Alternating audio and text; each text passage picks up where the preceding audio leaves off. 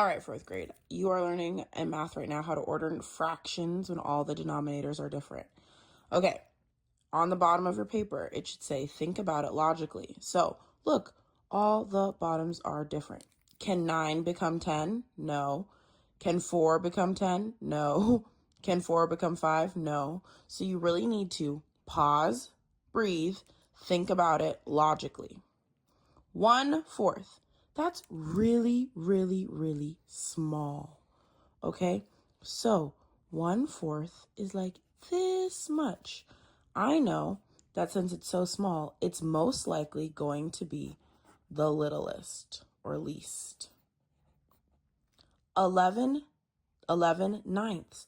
11 ninths is bigger than 1/2 because 1/2 is 9 ninths. So I know that this is pretty huge. So I'm just going to put that over here.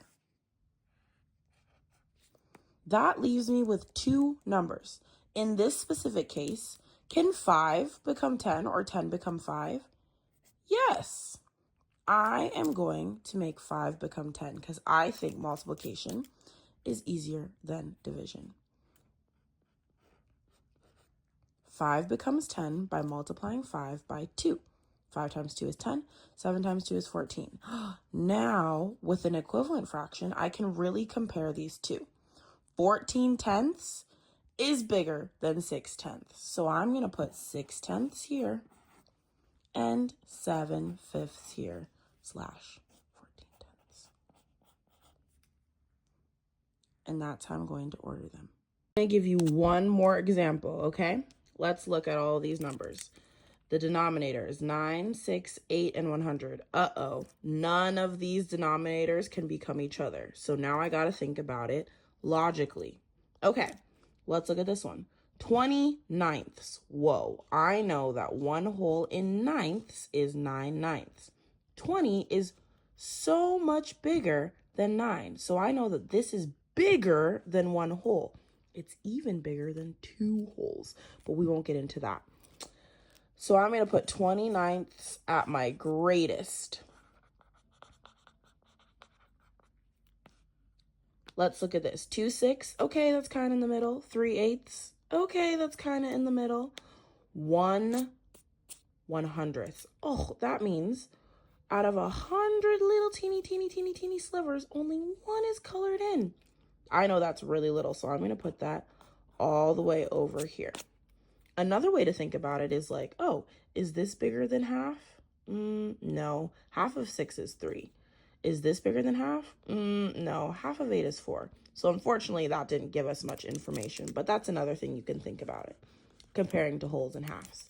So what I'm going to do is what you have gotten so good at fourth grade is I'm going to compare them.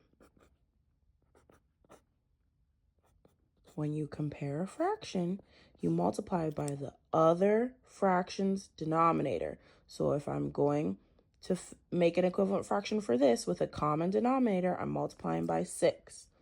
You've done this. And then this one I'm multiplying by 8. 6 times 8 is 48. 3 times 6 is 18.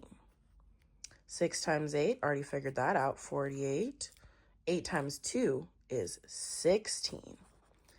16 48ths, 18 48ths. This one is bigger. So the bigger one will go near the greatest. So I'm going to put 3/8 over here and 2/6. If that is confusing, you may put the equivalent fraction version up here.